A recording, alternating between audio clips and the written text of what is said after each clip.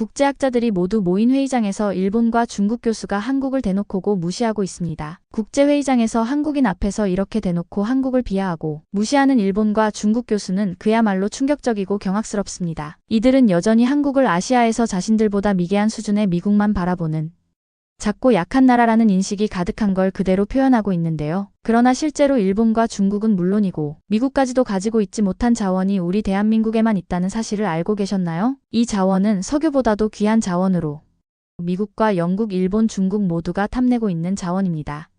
미국은 백지 수표를 주고라도 사고 싶어 하지만 우리는 절대 넘겨줄 수 없는 아주 귀한 자원입니다. 인구수도 적고 국토 면적도 작은 동아시아의 작은 나라. 대한민국을 무시한 강대국들도 이 자원 앞에서는 그 어떤 말도 하지 못하고 그저 부러워만 하고 있는 실정입니다. 그래서 미국 국가안보위 소속 책임자는 실제로 이렇게 석유보다도 귀한 자원을 한국이 독점하고 있다는 충격적인 발표를 합니다. 도대체 항상 강대국 사이에 껴서 무시당하고 조롱당했던 우리나라가 가진 석유보다 귀한 자원은 도대체 무엇이고 다른 국가들은 갖지 못한 이유가 무엇인지 사연을 들어보겠습니다. 그 전에 딱 2초면 할 수 있는 구독과 좋아요를 눌러주시면 앞으로 더 재밌는 사연을 준비해서 열심히 하겠습니다. 감사합니다. 저는 국가안보위원회의 자원전략 수석 책임자 리처드 앨런입니다. 이전 CIA 자원분석팀 출신으로 지금은 미국의 핵심 자원 안보를 총괄하는 역할을 맡고 있죠. 오늘 워싱턴을 떠나 도쿄에서 열리는 아시아 기술 포럼에 참석했습니다. NSC 자원 전략 정책 보고서를 준비하는 데 필요한 정보를 수집하기 위해서였습니다. 회의장에 들어서자 국제적인 학자들과 정책 전문가들이 이미 자리에 앉아 있었습니다. 영국 LSE의 메리앤 브래디 교수는 제게 고개를 끄덕이며 인사했고 저는 형식적인 미소로 화답했죠. 중국 북경대 리민 교수와 일본 도쿄공대 사토 유스케 교수는 서로 열띤 대화를 나누고 있었습니다. 그 자신감 넘치는 모습에서 자국 기술력에 대한 자부심이 묻어났습니다. 그러다 스케줄을 확인하던 중 특이한 주제가 눈에 들어왔습니다. 모래에서 반도체까지 한국의 자원 전략이라는 제목이었죠. 발표자는 KAIST의 이지은 박사였습니다. 내심 코웃음이 나왔죠. 모래? 진지한 자원 전략 회의에서 모래는 그냥 모래일 뿐이지 진짜 자원은 석유와 히토류야. 저는 자리에 앉으며 노트북을 열었습니다. 솔직히 말해 이 세션은 듣는 둥 마는 둥 하면서 이메일이나 처리할 생각이었습니다. 지난 10여 년간 아시아 국가들의 자원 전략을 분석해온 저에게 특히 한국은 독자적 기술력이 없는 조립공장 국가에 불과했습니다. 후쿠시마 원전 사태 이후 아시아 전체에 대한 저의 불신은 더욱 깊어졌죠. 커피를 한 모금 마시며 저는 제 머릿속 깊숙이 자리 잡은 생각을 다시 한번 확인했습니다. 한국은 감성적 민족주의로 기술과 자원을 포장하는 경향이 있지. 반도체는 잘 만들더라도 독립기술국은 아니야. 이런 선입견은 제 보고서에도 은연중에 드러나곤 했습니다. 회의장 조명이 어두워지고 발표가 시작될 준비가 됐습니다.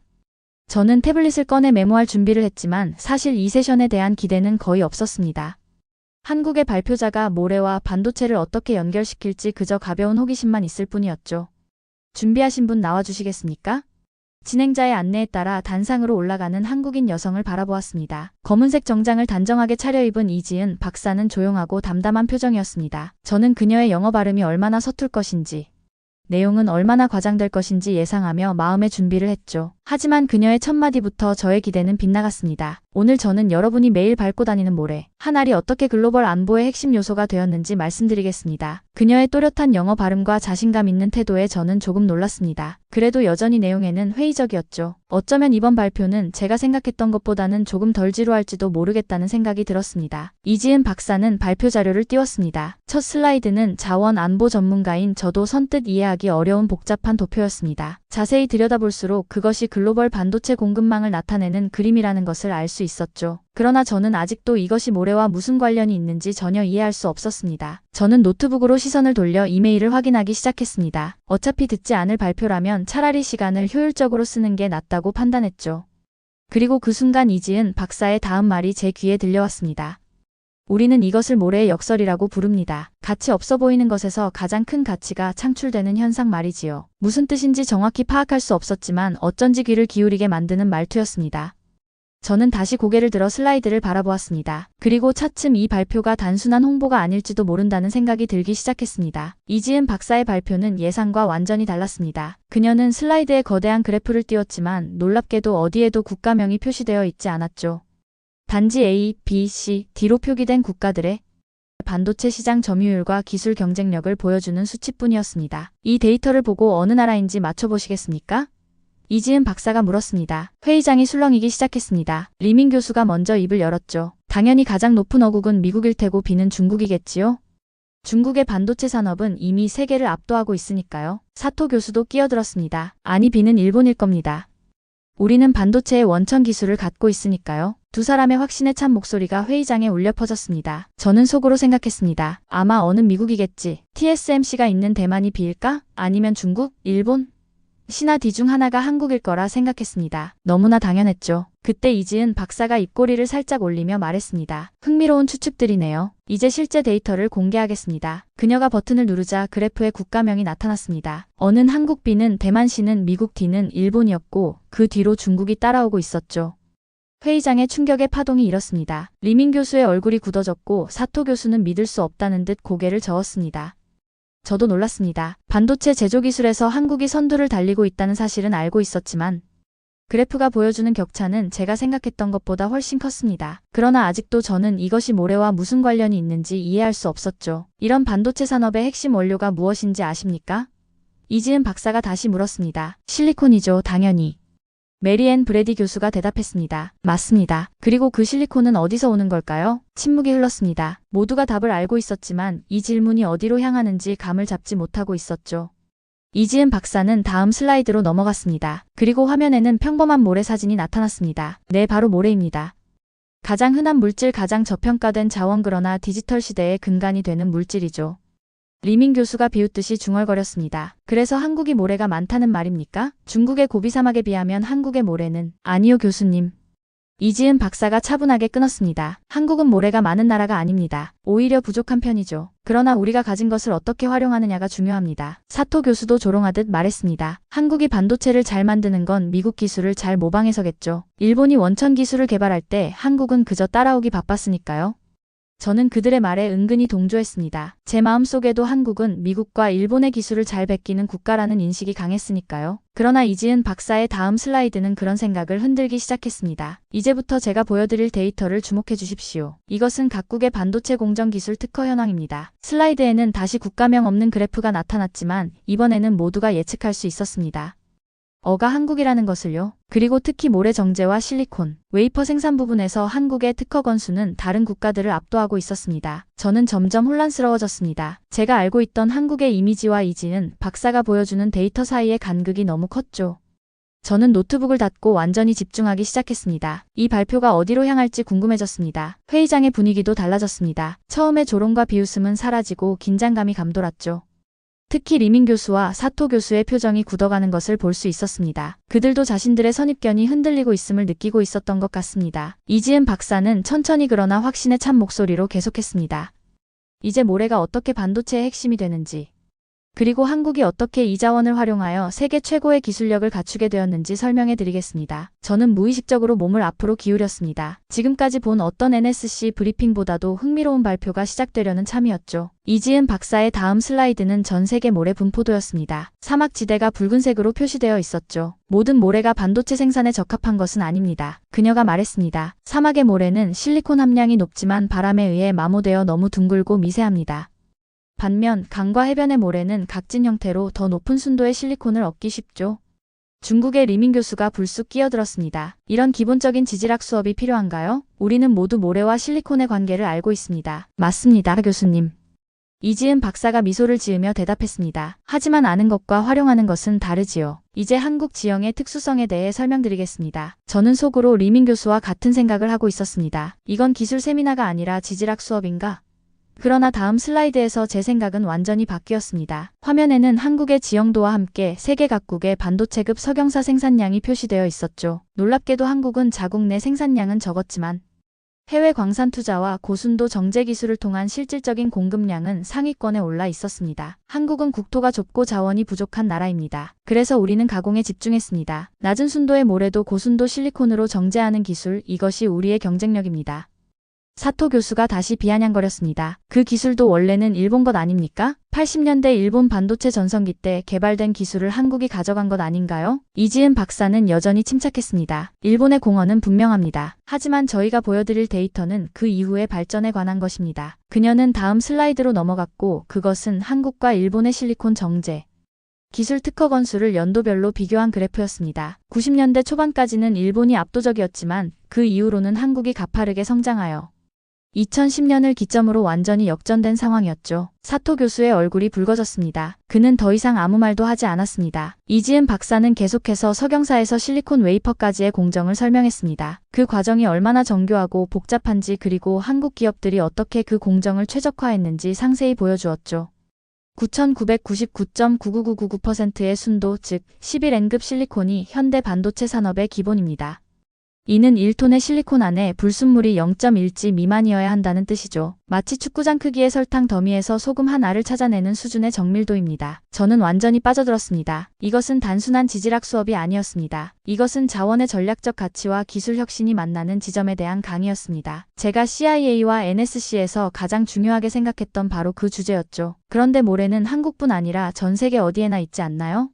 메리 앤 브래디 교수가 질문했습니다. 한국만의 특별한 이점은 무엇인가요? 이지은 박사의 눈이 반짝였습니다. 그녀는 이 질문을 기다렸던 것 같았습니다. 바로 그 점이 핵심입니다. 한국은 자원이 아니라 자원을 다루는 방식에서 경쟁력을 찾았습니다. 우리의 강점은 기술과 문화의 결합입니다. 그녀는 다음 슬라이드를 보여주었습니다. 화면에는 그램당 가치라는 제목과 함께 놀라운 숫자들이 나열되어 있었습니다. 일반 모래 0.01달러 kg, 정제된 실리콘 10달러 kg, 실리콘 웨이퍼 100달러 kg, 반도체 칩 1kg의 모래가 10만 달러 이상의 가치로 변하는 과정, 이것이 바로 한국이 집중해온 가치 사슬입니다. 저는 이 숫자에 충격을 받았습니다. 물론 반도체의 가치가 높다는 것은 알고 있었지만 이렇게 원재료와 비교해서 보니 그 의미가 더욱 실감났습니다. 회의장은 이제 완전히 조용해졌습니다. 처음에 조롱과 비웃음은 온데간데 없고 모두가 이지은 박사의 발표에 집중하고 있었죠. 저도 마찬가지였습니다. 이것은 제가 예상했던 그런 종류의 발표가 아니었습니다. 이것은 제 세계관을 흔드는 발표였습니다. 모래 따위에서 시작된 가치 사슬이 이렇게 클 수 있을까? 저는 생각에 잠겼습니다. 그리고 서서히 제 안에서 무언가가 변하기 시작했습니다. 한국에 대한, 아니 자원의 본질에 대한 저의 생각이 흔들리고 있었죠. 이지은 박사는 한국의 지형과 자원 환경에 대한 설명으로 넘어갔습니다. 슬라이드에는 한반도의 지형도와 함께 주요 화강암 분포도가 나타났습니다. 한국은 국토의 70% 이상이 산지로 이루어져 있고 중 상당 부분이 화강암 지대입니다. 화강암이 풍화되면서 만들어진 모래는 실리콘 함량이 높고 불순물이 적은 특징이 있죠. 저는 이전에 이런 관점으로 한국을 본 적이 없었습니다. 자원 안보 전문가로서 저는 항상 석유, 천연가스, 히토류 같은 전통적인 자원에 집중해왔습니다. 모래는 그저 건설 자재로만 여겼을 뿐이죠. 한반도의 급경사 하천 구조는 모래의 자연적 정제 과정을 만들어냅니다. 빠른 물살이 불순물을 씻어내고 석영질 입자만 남기는 거죠. 우리 조상들은 이런 천연 자원의 가치를 일찍부터 알았습니다. 이지은 박사는 조선시대 도자기 제작에 사용된 고품질 백토와 석영에 대한 기록들을 보여주었습니다. 500년 전 한국인들이 이미 고순도 광물 가공 기술을 보유하고 있었다는 증거였죠. 지형이 기술을 만든다는 말이 있습니다. 한국의 산지 지형과 급류 하천은 우리에게 자원 정제 기술을 발전시키는 배경이 되었습니다. 이 말에 저는 처음으로 정말 진지하게 고개를 들어 슬라이드를 주목했습니다. 지형이 기술을 만든다. 이것은 자원 전략가로서 제가 항상 생각해온 관점이었습니다. 자연환경이 국가의 기술 발전 방향을 결정한다는 이론이었죠. 이지은 박사는 다음으로 전 세계 모래 수출 제한과 가격 파동 사례를 보여주었습니다. 2010년대 이후 동남아시아 여러 국가들이 모래 수출을 금지하면서 발생한 글로벌 건설 시장의 혼란. 그리고 그 속에서도 반도체용 고순도 석영사 가격이 상대적으로 안정적이었던 이유를 설명했죠. 일반 건설용 모래와 반도체용 석영사는 완전히 다른 시장입니다. 전자는 양이 중요하지만 후자는 순도와 균일성이 핵심이죠. 한국은 일찍부터 이 차이를 인식하고 고부가가치 시장에 집중했습니다. 저는 노트북을 열어 급하게 메모를 시작했습니다. 이것은 분명 NSC 자원 전략 보고서에 포함시켜야 할 중요한 정보였습니다. 모래라는 흔한 자원이 어떻게 국가 안보의 핵심 요소가 될 수 있는지 보여주는 사례였죠. 이지은 박사는 계속해서 한국 기업들의 해외 석영 광산 투자 현황을 보여주었습니다. 삼성과 SK하이닉스가 호주, 미국, 브라질 등지의 고순도 석영 광산에 투자한 내역이 상세히 나와 있었죠. 한국 기업들은 단순히 반도체 제조업체가 아닙니다. 그들은 모래에서 칩까지 전체 가치 사슬을 통합적으로 관리하는 기업들입니다. 이 말이 제 머릿속에 강하게 울렸습니다. 저는 항상 한국 기업들을 조립 공장으로만 생각했습니다. 미국의 설계와 일본의 소재를 가져다 조립만 한다고 여겼죠. 그러나 이지은 박사의 발표는 그런 인식이 얼마나 잘못되었는지 보여주고 있었습니다. 회의장의 분위기도 확연히 달라졌습니다. 처음에 냉소적인 태도는 사라지고 모두가 진지하게 발표를 듣고 있었습니다. 심지어 리민 교수와 사토 교수도 더 이상 조롱하는 모습을 보이지 않았죠. 한국은 자원이 부족한 나라입니다. 그러나 우리는 그것을 한계가 아닌 기회로 삼았습니다. 부족한 것을 효율적으로 사용하는 것, 이것이 한국의 생존 전략이었죠. 이지은 박사의 발표가 계속될수록 저는 점점 더 깊은 생각에 빠져들었습니다. 제가 지금까지 NSC에서 작성했던 모든 자원 전략 보고서들이 머릿속을 스쳐 지나갔습니다. 그 어디에도 모래를 전략 자원으로 분석한 적이 없었죠. 그저 석유, 가스, 히토류, 우라늄. 이런 전통적인 자원들만 다뤄왔을 뿐입니다. 이것이 바로 자원의 진정한 가치입니다. 그 자체가 아니라 그것을 활용하는 기술과 의지에 있는 것이죠. 이지은 박사의 말이 제 귀에 깊이 박혔습니다. 저는 새로운 시각으로 세계를 바라보기 시작했습니다. 모래 한 알이 어떻게 국가의 운명을 바꿀 수 있는지, 그리고 한국이 어떻게 그것을 실현해왔는지 깨닫고 있었죠. 이제 모래에서 반도체까지의 여정을 더 구체적으로 살펴보겠습니다. 이지은 박사는 새로운 슬라이드를 띄웠습니다. 이번에는 한국의 고도 가공 기술에 관한 것이었죠. 화면에는 삼성과 SK하이닉스의 특허 현황과 EUV 극자 외선 공정의 수율 데이터가 표시되어 있었습니다. 3나노미터 반도체 공정에서 한국 기업들은 현재 78%의 수율을 달성하고 있습니다. 이는 세계 최고 수준이죠. 그리고 이 모든 것이 모래에서 시작됩니다. 리민 교수가 손을 들었습니다. 그의 표정은 이전과 달리 진지했습니다. 그렇다면 한국은 모래 정제부터 반도체 제조까지 모든 과정을 자체 기술로 해결한다는 말씀인가요? 이지은 박사는 고개를 끄덕였습니다. 모든 과정은 아니지만 핵심 공정의 대부분을 자체 기술로 해결하고 있습니다. 물론 글로벌 협력도 중요한 부분이죠. 이 말에 저는 다시 한번 충격을 받았습니다. 미국 정보기관의 분석에 따르면 한국은 여전히 많은 부분을 미국과 일본의 기술에 의존하고 있는 것으로 알려져 있었거든요. 그러나 이지은 박사가 보여주는 데이터는 그런 인식이 이미 오래된 것임을 증명하고 있었습니다. 이것이 바로 모래에서 반도체까지의 가치 사슬입니다. 화면에는 모래가 반도체로 변화하는 전체 과정이 도식화되어 있었습니다. 각 단계마다 한국이 보유한 기술과 특허 건수가 표시되어 있었죠. 가장 눈에 띄는 것은 실리콘 인고 성장 단계와 웨이퍼 가공 단계였습니다. 이 두 분야에서 한국은 압도적인 경쟁력을 보여주고 있었습니다. 특히 주목할 부분은 2단결정 실리콘 성장 기술입니다. 이 기술은 순도 높은 실리콘을 녹인 후 천천히 냉각시켜 단결정 구조를 만드는 과정이죠. 한국은 이 공정의 에너지 효율을 30% 이상 개선했습니다. 사토 교수가 다시 입을 열었습니다. 이번에는 조롱이 아닌 진정한 호기심이 담긴 질문이었습니다. 그런데 이런 기술 발전이 어떻게 국가 안보와 연결된다고 보시나요? 이지은 박사는 미소를 지었습니다. 좋은 질문입니다. 이것이 바로 제가 오늘 이 자리에 선 이유이기도 하죠. 그녀는 다음 슬라이드로 넘어갔습니다. 화면에는 반도체 공급망 단절 시뮬레이션이라는 제목이 붙어 있었습니다. 만약 특정 국가가 고순도 석영사 수출을 중단한다면 어떤 일이 벌어질까요? 또는 특정 국가의 반도체 공장이 가동을 멈춘다면요? 이 질문은 회의장의 모든 사람들, 특히 저에게 직격탄이었습니다. 이것은 제가 NSC에서 매일 고민하는 문제였습니다. 글로벌 공급망의 취약성과 자원 안보의 핵심이었죠. 이지은 박사는 다양한 시나리오를 시뮬레이션한 결과를 보여주었습니다. 그리고 그 결과는 충격적이었습니다. 한국이 반도체 생산을 중단할 경우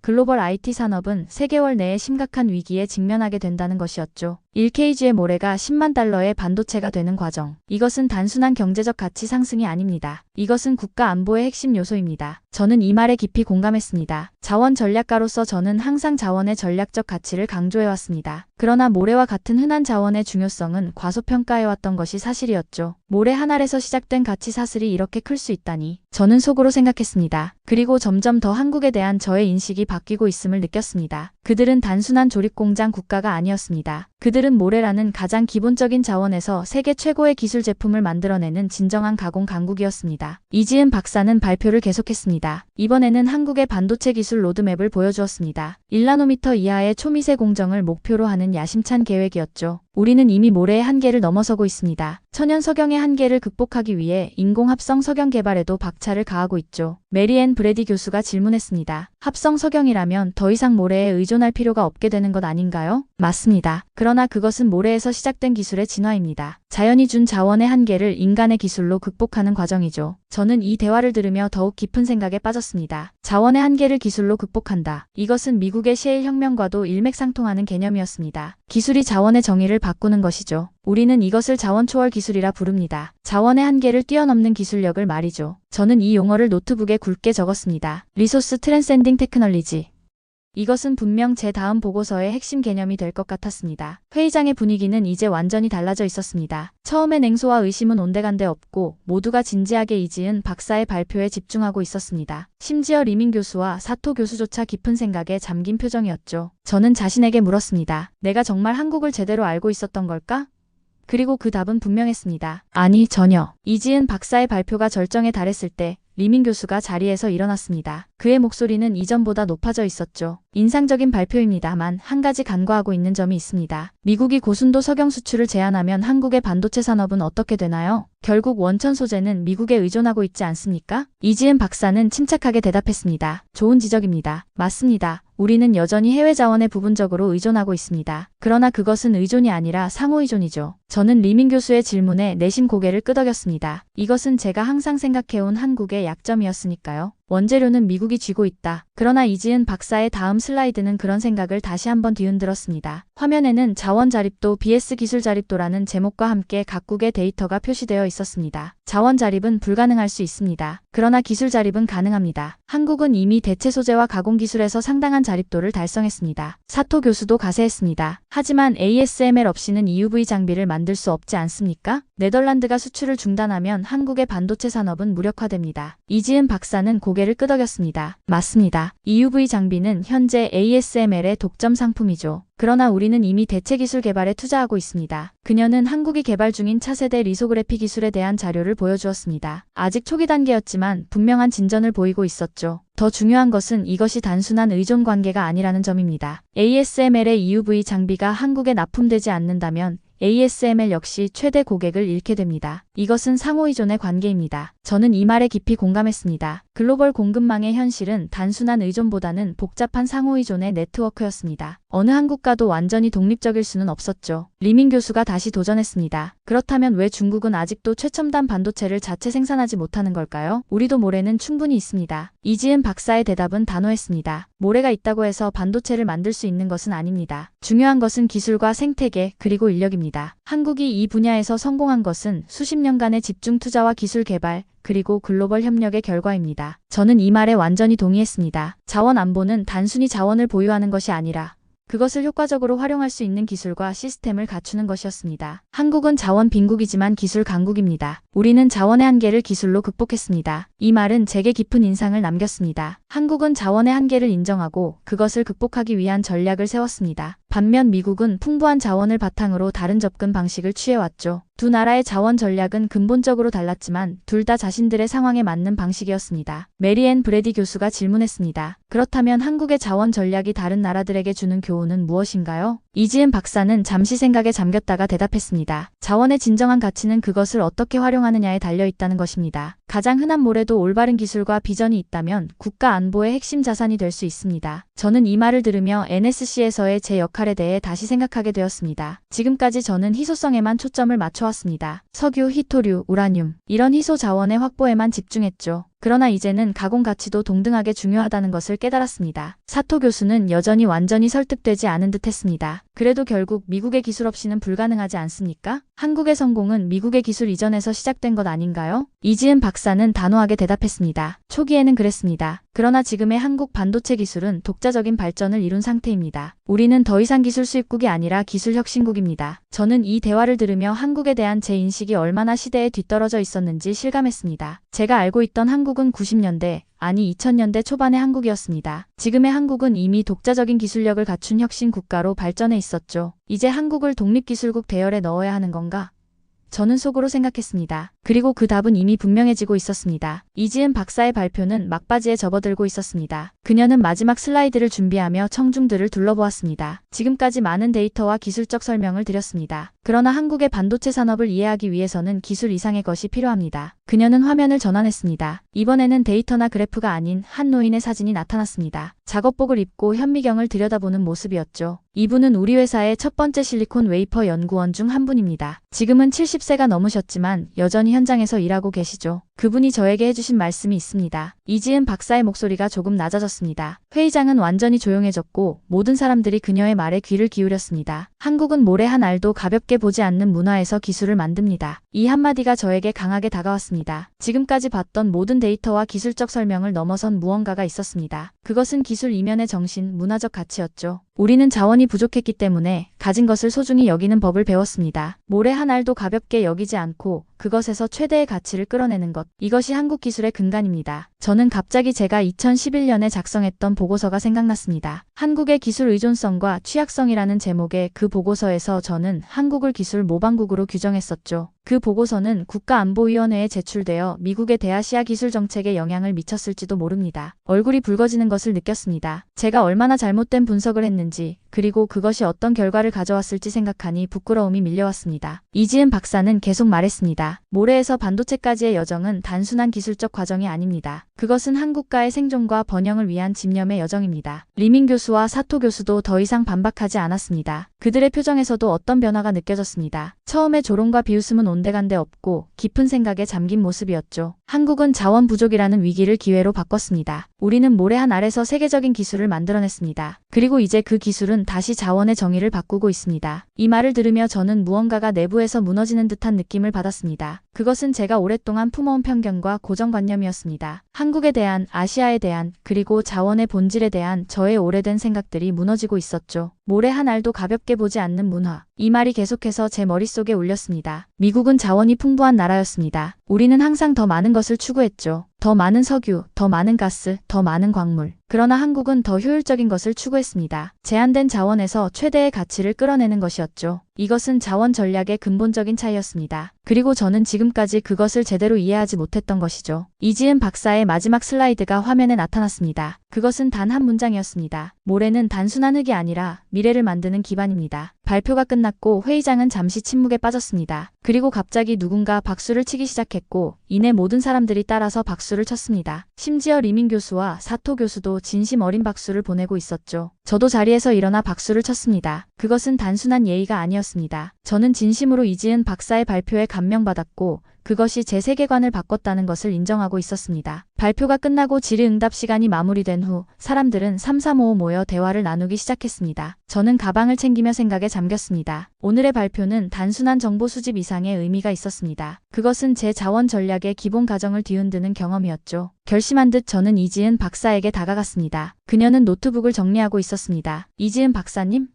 제가 말을 걸었습니다. 그녀가 고개를 들어 저를 바라보았습니다. 네, 안녕하세요. 미국 NSC의 리처드 앨런이시죠? 제가 알려지지 않은 인물이 아니라는 사실을 그녀가 알고 있다는 것에 조금 놀랐습니다. 그렇습니다. 오늘 발표 정말 인상적이었습니다. 그녀는 미소를 지었습니다. 감사합니다. 저는 잠시 망설이다가 솔직하게 말했습니다. 사실 저는 처음부터 이 발표를 비웃으러 왔습니다. 모래와 반도체? 그냥 홍보성 발표라고 생각했죠. 그런데 인정합니다. 제가 완전히 잘못 알고 있었네요. 그녀의 표정에는 놀라움이 스쳐 지나갔지만 곧 이해의 미소로 바뀌었습니다. 많은 사람들이 그렇게 생각합니다. 특히 자원이 풍부한 나라의 사람들은요. 당신을 탓하지 않아요. 저는 손을 내밀었습니다. 앞으로 우리가 더 많은 대화를 나눌 수 있기를 바랍니다. 미국의 자원 전략에 새로운 시각이 필요한 것 같군요. 그녀는 제 손을 단단히 잡았습니다. 기꺼이 그러겠습니다. 우리는 서로의 명함을 교환했고 저는 다음 주에 있을 워싱턴 회의에 그녀를 초대했습니다. NSC 자원 전략 보고서에 한국의 사례를 포함시키고 싶다고 말했죠. 호텔로 돌아오는 길에 저는 창밖으로 보이는 도쿄의 밤거리를 바라보며 생각에 잠겼습니다. 자원 전략가로서 제가 지금까지 간과했던 것이 있었다는 사실이 명확해졌습니다. 석유, 가스, 히토류 이런 전통적인 자원들만 중요하다고 생각했지만 사실은 어떻게 활용하느냐가 더 중요한 문제였습니다. 호텔 방에 도착해 노트북을 열고 NSC 보고서의 초안을 수정하기 시작했습니다. 제목부터 바꿨죠. 자원 전략의 새로운 패러다임 보유에서 활용으로. 화면을 보며 저는 이지은 박사의 말을 떠올렸습니다. 한국은 모래 한 알도 가볍게 보지 않는 문화에서 기술을 만듭니다. 그리고 이 말이 제게 진정한 의미로 다가왔습니다. 우리는 자원을 가진 나라를 강국이라 부릅니다. 그러나 오늘 저는 자원을 다루는 기술과 정신이 그보다 더 위대할 수 있다는 것을 배웠습니다. 창밖으로 보이는 도시의 불빛들 사이로